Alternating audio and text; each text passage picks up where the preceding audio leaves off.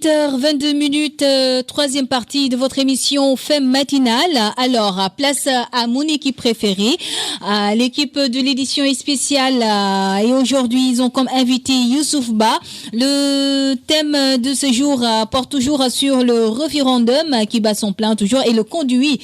Et aujourd'hui est présent. Hier, c'était le conduit, non, n'est-ce pas? Donc aujourd'hui, c'est autour du conduit et nous avons comme invité Youssouf Ba qui est le coordonnateur des jeunes de la commune de Sacré-Cœur Mermoz. Bonjour toute l'équipe, Modi, Hawa, Mamadou. Merci à Hawali, des quotidiens dominés par le référendum, toujours le référendum. Et aujourd'hui, nous avons l'immense plaisir de recevoir sur ce plateau M. Youssouf Ba. Il est le responsable des jeunes de la commune de Sacré-Cœur Mermoz, cadre à l'Alliance pour la République. M. Ba, bonjour. Bonjour, M. Modegueï. Alors, je vous laisse vous présenter ou saluer nos auditeurs. Ok, merci.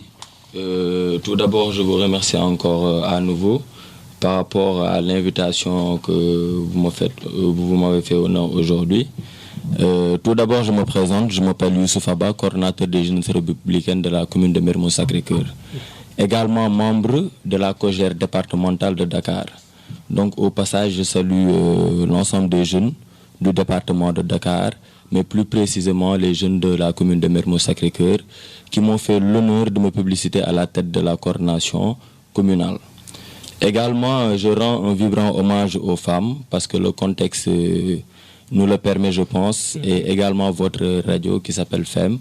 À l'entame de nos propos, je vous avais dit que cette radio est radio FEM, parce que ça se sent à l'entrée. La chaleur vraiment nous permet aujourd'hui de rendre hommage aux femmes.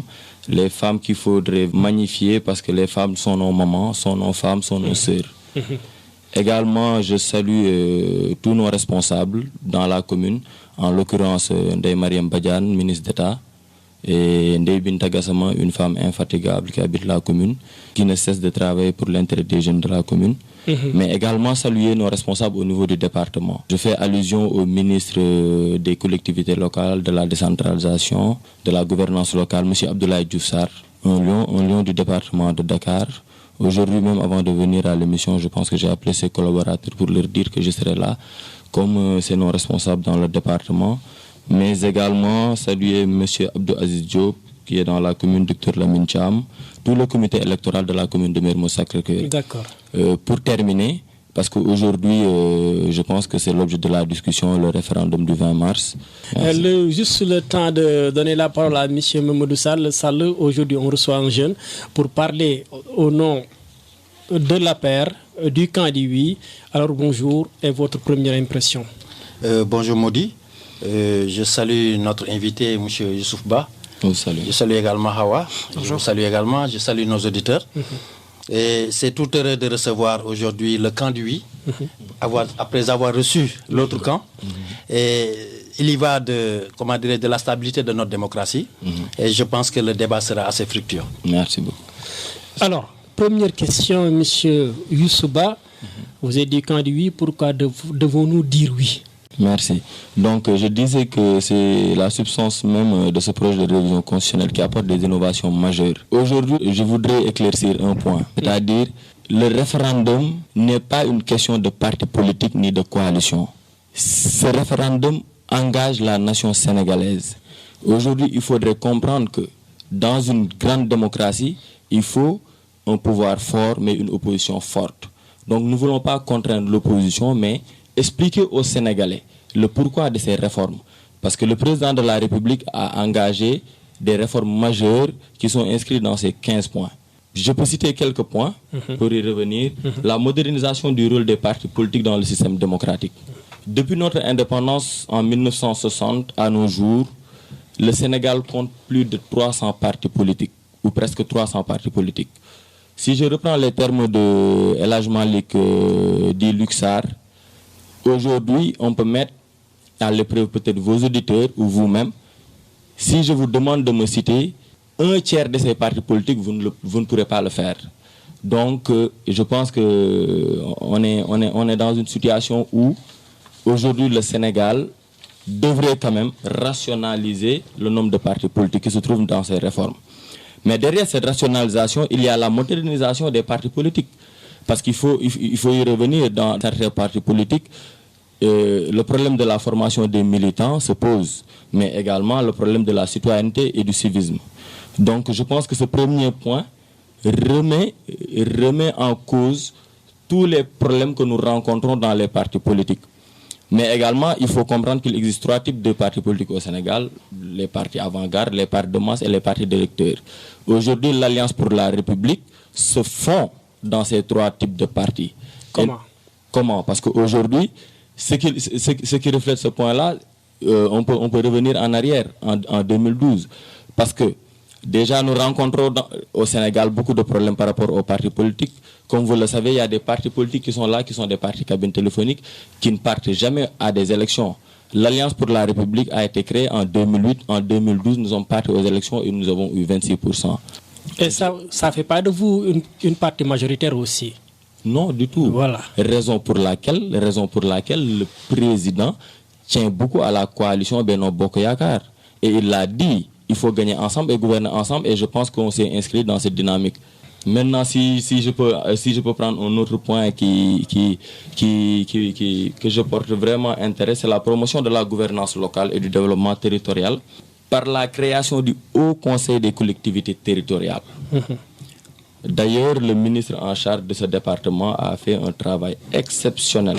Il a hérité de ce ministère, je pense, il y a juste une année.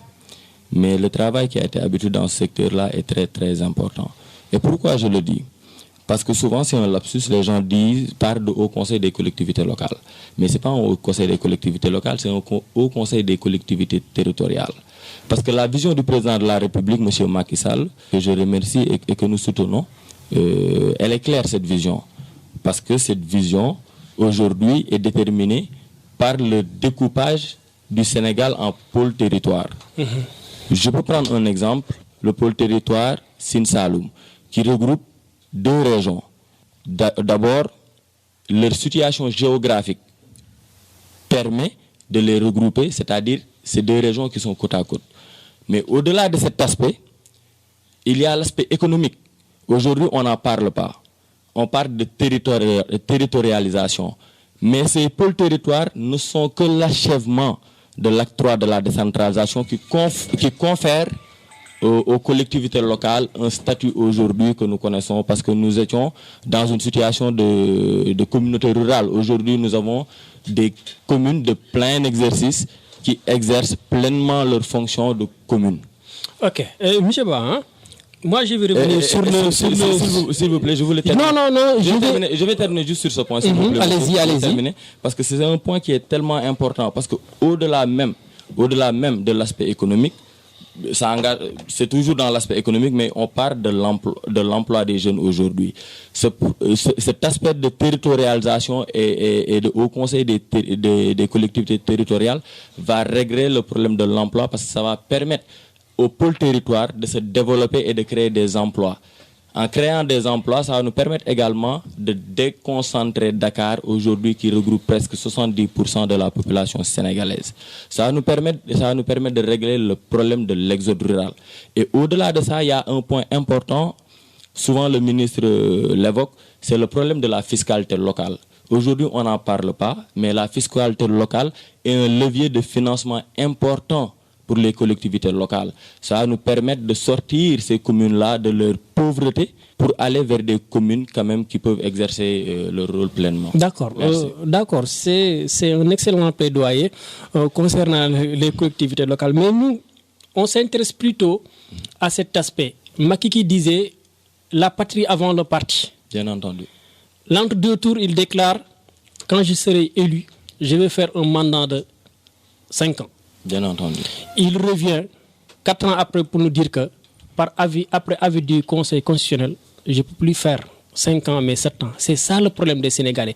Parce que s'il y a une chose dont tous les Sénégalais sont d'accord, aussi bien du camp du oui ou du non, c'est que les réformes comportent des points positifs. Mais la wax de Macky, vous, comment vous l'analysez en tant que cadre de l'APR? Merci beaucoup, M. Modegui. C'est un point vraiment, je pensais même qu'on devait commencer sur ce point-là avant d'entamer les 15 points. Mais vous l'avez dit, Même aujourd'hui, l'opposition s'accorde à dire que les 15 points des réformes sont des réformes consolidantes, aujourd'hui qui engagent notre nation et qui sont des réformes bonnes. Donc ceux qui veulent voter non, ce n'est pas quand même sur les réformes, c'est par rapport aux semblables dont ils parlent. Mais pour jeter une pierre dans le jardin de ceux qui disent cela, je vais faire un bref rappel pour dire qu'Abdoulaye Wade, l'ancien président de la République... Il n'est plus là. Non, mais s'il vous plaît, il faut faire un rappel. Non, c'est important. Nous l'avons... Je vais en venir. Abdoulaye Wade a été sanctionné parce qu'il avait fait du wah-wahet. Bien entendu. Voilà, c'est une volonté. On nous appelle de l'alternance. Changement, quand on nous dit alternance, il faut alterner les choses. Le peuple sénégalais a déjà dit son mot, il faut respecter son choix aussi. Voilà. C'est ce peuple qui a voulu que le président de la République Macky Sall soit... On ne parle plus d'Abdoulaye Wade, on parle de Macky Sall, de son wah-wahet. Merci beaucoup. Voilà. J'aimerais bien que, parce que je pense que vous m'avez invité sur ce plateau, j'ai eu l'invitation hier soir. Si je suis là, c'est parce que je pense réellement qu'on peut défendre le président de la République. Et on a... Non, s'il vous plaît, laissez-moi terminer, je vais engager ce point-là. Je pense qu'on a tous les outils nécessaires pour défendre le président de la République. Quand je disais, c'est juste une rhétorique, hein, quand je disais que je voulais jeter une pierre dans le jardin du président Wade, c'est juste pour introduire le point sur lequel je veux parler.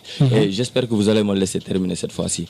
Donc je disais, le wah-wahet, c'est l'œuvre du président Abdoulaye Wade. Pourquoi je le dis? Je pense qu'aujourd'hui... Et vous l'avez hérité. Merci beaucoup. Laissez-moi terminer, s'il vous plaît. Je pense qu'aujourd'hui, si vous allez à la BZA, Abdoulaye Wade a la propriété intellectuelle du wah-wahet.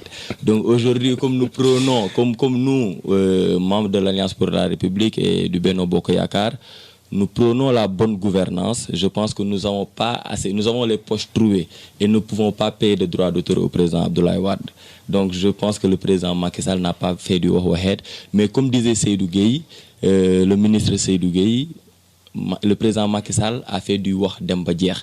Et mes propos vont clarifier cela. À l'article 51 de la Constitution, il est dit que le président de la République peut, après avoir recueilli l'avis du président de l'Assemblée nationale, du Sénat aujourd'hui qui n'existe plus, du Conseil constitutionnel, soumettre tout projet de loi constitutionnelle au référendum. D'ailleurs, c'est ce que le président a fait. Il l'a soumis à l'appréciation du Conseil constitutionnel qui lui a donné son avis par décision. C'est important de revenir sur ce point-là. Parce qu'aujourd'hui, le document qui a été rendu au président de la République, je pense qu'il est à la disposition de tous les Sénégalais. C'est sur le net, vous pouvez regarder. Il est là. Sur le document, en en-tête, il a été écrit « décision ».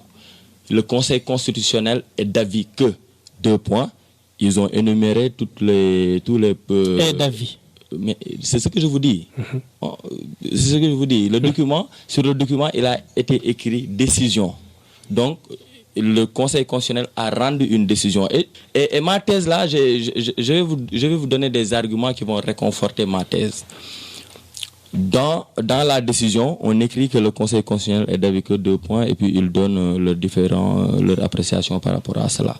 Mais ce qui est important, il faut le dire parce que nous, moi je suis pas un constitutionnaliste, mais quand même nous sommes des amoureux quand même du droit. Aujourd'hui, à l'article, si je ne me trompe, à l'article 92, alinéa 1, je pense que toutes les dispositions relatives par rapport à ça ont été dites, mais à l'alinéa 2, il faudrait y revenir. Il a été écrit que les décisions du Conseil constitutionnel ne sont susceptibles d'aucune voie de recours. Elles s'imposent au pouvoir public et à toutes les autorités administratives et juridictionnelles. Donc, je pense que Sauf que là, je suis pas d'accord avec vous parce que c'est pas une décision encore, c'est un avis. Et 45 professeurs d'université se sont réunis, pas plus que hier. Le professeur Serigne Diop a aussi pris la parole pour démentir encore Ismaïla Madior Fall pour dire que c'est pas une décision, mais c'est un avis. Mais pourquoi vouloir dire aux Sénégalais que c'est une décision alors que c'est un avis? Je pense que M. Modé, quand on parle de constitution ou quand on parle de la constitution sénégalaise, et je vais vous donner un exemple simple, je pense qu'il faut être sérieux. Il ne faut pas engager ce point-là pour faire des discussions entre politiques ou des discussions ou une discussion purement politicienne. Parce que je pense qu'on est dans un parti et on est dans un pays où ceux qui sont au pouvoir sont des gens sérieux. Le professeur Ismaël Major Fall est un professeur très sérieux et il a pris quand même le temps d'aller à l'université tout récemment pour discuter de ce point. Le professeur dont vous venez de parler, M. Serigne Diop, un éminent professeur que nous respectons. Mais ces 45 professeurs dont vous avez parlé tout récemment ne sont pas des constitutionnalistes, encore une fois. Mais ce sont des juristes. Ce sont des juristes, mais ce n'est pas des constitutionnalistes. Il y a des constitutionnalistes parmi les 45 professeurs. Ça, je tenais à faire la précision aussi. Mais laissez-moi terminer. Vous savez, monsieur Serigne Diop, je pense que je l'ai écouté et quand même, il a été plus que clair sur ce point-là. Dans la Constitution, il faut que les constitutionnalistes acceptent une chose, qu'il y a un vide juridique. Moi, je vous mets à défi. Vous pouvez prendre la Constitution, lire la Constitution, vous ne trouverez nullement dans aucun point de la Constitution où il est dit que la Constitution rend des avis. La Constitution rend des décisions. Moi, j'ai parcouru la Constitution sénégalaise. D'accord. Et je ne l'ai pas vu. Mais pour terminer sur ce point encore qui est très important, aujourd'hui, il y a la jurisprudence. En 2001, le président Abdoulaye Wade a proposé une nouvelle constitution. C'était même pas une réforme. C'était une nouvelle constitution. Et pourquoi aujourd'hui les gens ne l'ont pas dit? Parce que Abdoulaye Wade, quand il a fait ses réformes en 2001, je pense que la réduction de son mandat s'est appliquée à son deuxième mandat. Pourquoi vouloir faire appliquer ça au président de la République, même si aujourd'hui il a pris l'engagement quand même de réduire son mandat, ce qui est clair, ça tout le monde le sait. Et même la proposition qui a été faite au Conseil constitutionnel revient sur cela. Et pour terminer quand même sur ce point-là, parce que je pense qu'il ne faut pas s'apesantir sur ce point, le président de la République est un démocrate et je pense qu'il respecte les institutions.